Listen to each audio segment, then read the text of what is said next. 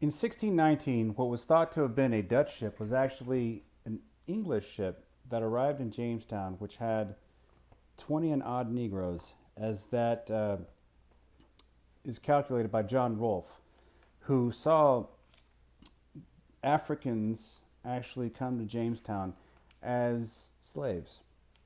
The idea was that there would be Africans who did not necessarily have a defined purpose would be put to labor in growing different tobacco fields and whatnot. And this became a time to where now there would be Africans who would be bonded to a master, enslaved, for a designated period of time. And it was unsure if it would be, I don't know, 10 years, maybe longer, perhaps for life, anything else of the sort. Um, wouldn't be uncommon for people to think, I'm going to have this slave as my servant for life. That was the idea back then at that time. It was still reasonably customary. Um, it was unsure if they would be freed or how they might obtain freedom or anything else of the sort. It was just deemed necessary um, for a slave perhaps live all of his natural life under a master in the colonies. Okay, especially as you had more of a need for labor. So in 1619, that's when you started the slave trade, bringing Africans to North America. Now, Africans were brought by Europeans to all throughout the Americas. And we're going to talk later on. 1619 was the year that Africans were brought to what is now presently the United States by the English. And they instituted African slavery in English colonies, which would become the United States. African slavery would grow far, far larger in the coming centuries. And eventually things would come to a head with that. To this day, you see the effects of the slave trade. But it started in 1619. And it started with about 20 or so African laborers who were put to work as slaves. So you have the advent of a slave system in English North America. Also around this time, you had the idea of indentured servitude come into fruition as well. Indentured servitude would entice perhaps a poor Englishman with a new opportunity, maybe pay for his passage to North America, to work for somebody in the colony for a designated amount of time in a designated role, typically about 5 to 7 years or so. And this indentured servant would be subject to whatever their master, if you will, wanted. This person could be abused, they could be overworked, they could be whatever. After their indentured servitude was up, that would create a problem of what to do. So we'll talk about that in just a second. Over time, though, over the course of a few decades, indentured servants around that time became less popular, partially because they were more expensive, and eventually their servitude would come to an end, whereas a slave could be a slave for however long the slave master wanted. Life, if possible. They were replaceable. So, slave labor, especially as tobacco became more and more prevalent in English North America, became more of a necessity. And so you would begin to see more and more slaves arrive in English North America as demands for tobacco gradually increased and further increased.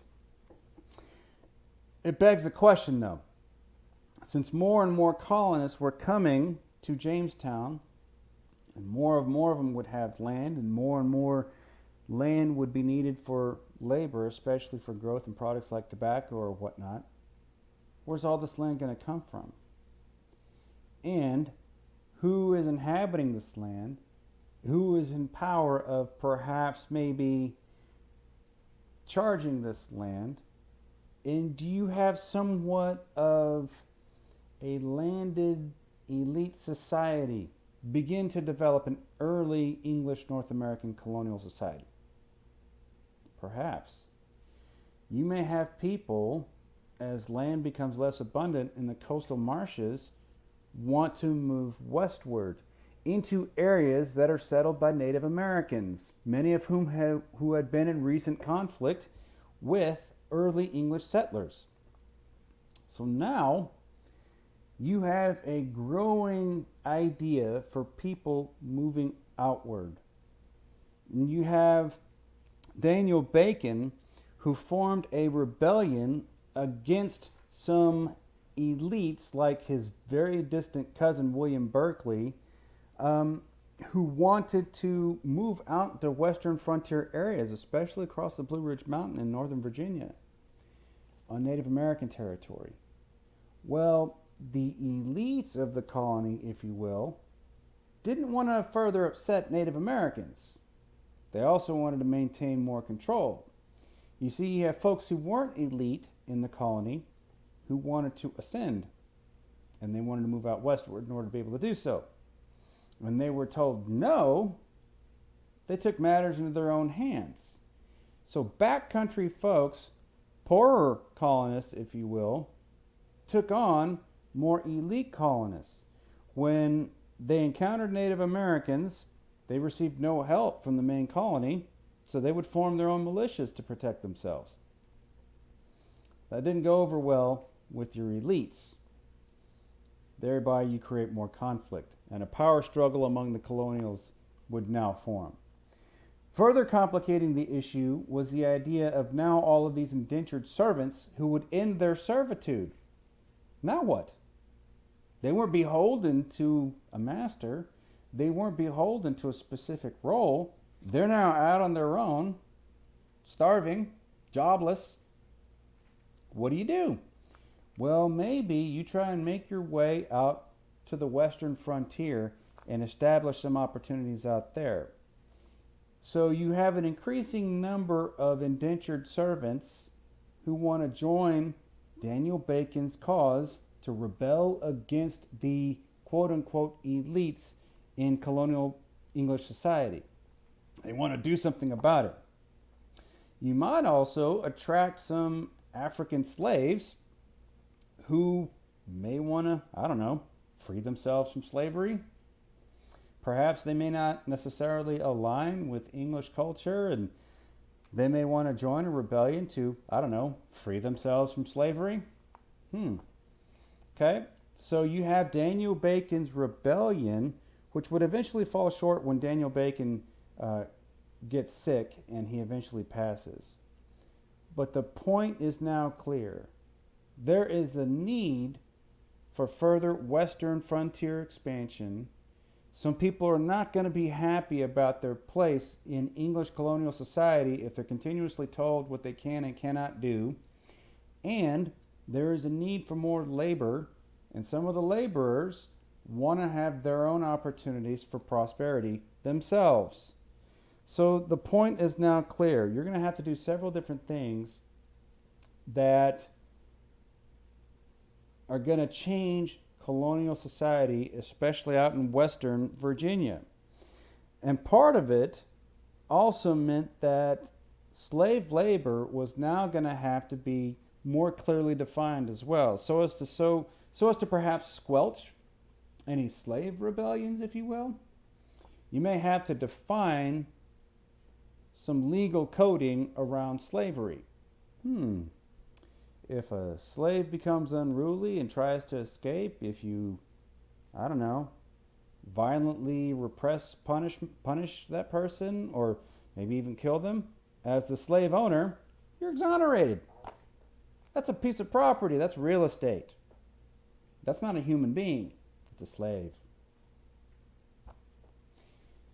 That's kind of familiar in today's verbiage. Now, today's Black Lives Matter movement, I agree with the message behind, totally agree with the idea behind making things more fair for black society and ending undue police violence that occurs far more often in the black community than most others in this country.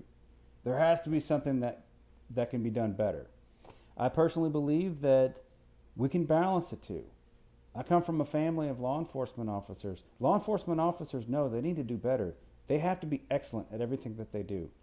They have to be retrained and retooled in the way that they think and the way that they interact with the community, especially the black community, so that they can be better and be more fair. And if you can improve relations for the black community, you can be better for everybody else eventually. So it starts with the black community. They can and should be better for the black community. They'll be better for everyone when they do that. Okay? So it's a matter of changing some mindset. Okay? You can't just arbitrarily think, oh, it's just somebody who's black. It doesn't matter. No, it does. It matters. Okay? So that sort of mindset comes from long, long ago, 400 years or so ago, of coding black slaves. Okay? The mindset that they're not quite a human being. Obviously, we know better today. But this was the reality 400 years ago. So you're seeing where some of this mentality takes root. And it takes root several hundred years ago. And this is what we can do about it now to make things truly better for black people in 2020.